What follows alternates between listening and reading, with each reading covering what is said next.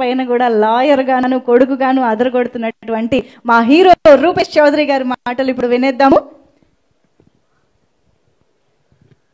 అందరికీ మమ్మల్ని బ్లెస్ చేయడానికి వచ్చిన పెద్దలకి, ప్రముఖులకి, ప్రెస్ వాళ్ళకి, ప్రతి ఒక్కరికి పేరు పేరున్న హృదయపూర్వక నమస్కారాలు. ముఖ్యంగా రామ్మోహన్ రావు గారు, ప్రసాద్ గారు, thank you so much sir. మీరు మమ్మల్ని చాలా బ్లెస్ చేయడానికి ఇక్కడి వరకు వచ్చారు. Thanks for that.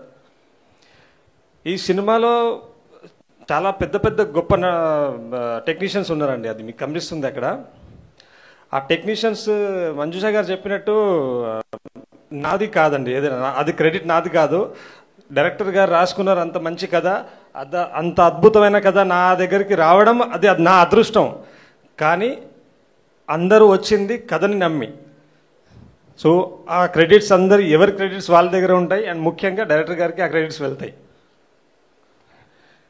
And Rajendra Prasad గారు సార్, నేను ఎన్ని సినిమాలు చేస్తే అన్ని సినిమాల్లో మీతో చెయ్యాలని నేను కోరుకుంటున్నాను సార్. ఈ సినిమాని, షష్ఠి సినిమాని ఈ రోజు వరకు సినిమా షూటింగ్ అయిపోయి సంవత్సరం అయింది, ఇప్పుడు రిలీజ్కి వచ్చింది. కానీ ఈ రోజు వరకు ఈ సినిమాని మీరు మీ భుజాల మీద వేసుకొని మోస్తున్నారు సార్. మీకు నేను జీవితాంతం రుణపడి ఉంటాను సార్. అండ్ అర్చనమ్మ గారు, అమ్మగారితో షూటింగ్లో ఎలా ఉండేదంటే, నాకు ఇంటికి వెళ్ళినప్పుడు తల్లిని చూడగానే ఎలాంటి ఫీలింగ్ వస్తుందో, ఇంటి నుంచి షూటింగ్కి వెళ్ళాలి అంటే సెట్లో మళ్ళీ నాకు ఇంకో తల్లిలాగా అనిపించేది. So thank you so much Archana madam, నాకు అంత కంఫర్ట్ ఇచ్చారు. Thanks you so much. And మన బ్యూటిఫుల్ ఆకాంక్ష గారు, పెద్ద పెద్ద హీరోలతో సినిమాలు చేసిన తర్వాత కూడా ఒక కొత్త హీరోతో సినిమాలు చేయాలి అంటే హీరోయిన్స్ చాలా ఆలోచించి స్టెప్ తీసుకుంటారు. కానీ అలాంటి ఆలోచన లేకుండా వీళ్ళు కొత్తోడా పాతోడని కాకుండా అందరూ కథని నమ్మినట్టు ఆవిడ కూడా కథని నమ్మి నాతో నా పక్కన చేయడానికి ఒప్పుకున్నందుకు చాలా చాలా thank you Akankshaji. And CP sir, నేను డైరెక్టర్ గారు ఎన్నో నెలలు కష్టపడ్డాము, ఎంతో చేసాము.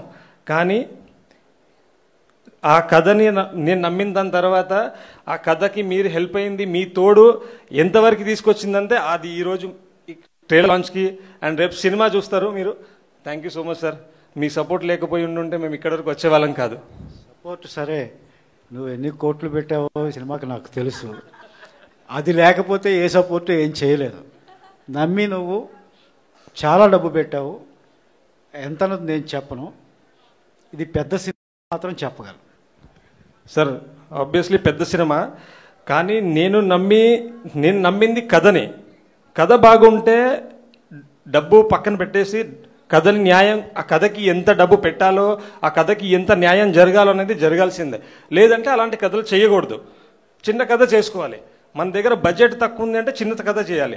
కానీ నేను మన కల్చర్కి, మన ఫ్యామిలీ బాండ్స్కి సంబంధించిన కథ చేస్తున్నాం షష్ఠి పూర్తి. ఇలాంటి కథని నేను చిన్న స్కేల్లో చూపించలేను. రాజేంద్ర ప్రసాద్ గారు అయినా కూడా, అర్చనమ్మ గారు అయినా కూడా, టెక్నీషియన్స్ అయినా కూడా ఎందుకు అవసరం అంటే కథకి అది అవసరం. అలాంటి టైటిల్తో మేము వస్తున్నాము, అలాంటి కథతో వస్తున్నప్పుడు అలాంటి టెక్నీషియన్స్ అవసరము, అలాంటి కాస్ట్ అవసరం. సో బడ్జెట్ తప్పకుండా అవుతుంది. కానీ నాకు ఎటువంటి భయం లేదు. ఎంత బడ్జెట్ అయినా, ఎన్ని కోట్లు అయినా కూడా. రేపు సినిమా 30న వచ్చే శుక్రవారం రిలీజ్ ఉంది. నా డబ్బులు 2 రోజులను తిరిగి వచ్చేస్తాయని నమ్ముతున్నాను. అండ్ రూపేష్కి రూపీస్ విషయంలో భయం లేదు. నాకు భయం ఒకటే అండి, ఎప్పుడైనా ఒక పని చేస్తున్నామంటే జాగ్రత్తగా చేయకుండా ఉంటే ఎవరో ఒక క్వశ్చన్ వేసి అక్కడ భయపడతాను sir.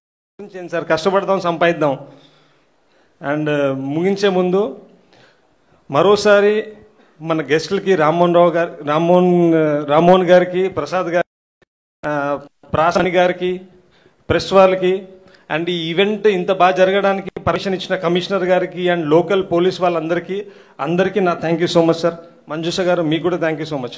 Thank you sir, thank you very much. So మా ఈ ప్రొడక్షన్స్కి ఒక పెద్ద